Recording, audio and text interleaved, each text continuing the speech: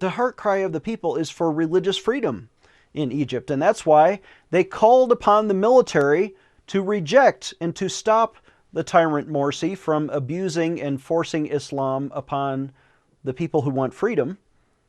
And so the military leader, El-Sisi, I discern perhaps even the spirit of freedom upon him to rise up and, I don't recommend a military coup, but in this case he took out the tyrant, arrested Morsi, ran some new elections. The new elections voted to legitimize the government. El-Sisi is now the duly elected president. And guess what? He's actually promoting freedom. He's not promoting Islam. He revoked those parts of the Egyptian constitution which force Islam upon the people against their will. So there is a spirit of freedom now in Egypt that has brought upon them this verdict against the Muslim Brotherhood leader, Morsi, and he will be put to death.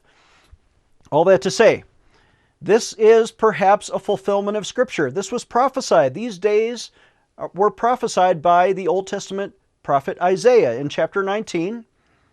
He said, and God spoke to him about a prophecy about Egypt. And in fact, it was against the demonic spirits in Egypt at that time, but said that the Lord would deliver them and give them freedom. See, the Lord rides in a swift cloud and is coming to Egypt. The idols of Egypt tremble before him, and the hearts of the Egyptians melt with fear. God says, I will stir up Egyptian against Egyptian brother, will fight against brother, neighbor against neighbor, city against city, kingdom against kingdom.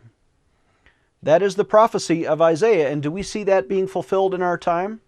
Perhaps.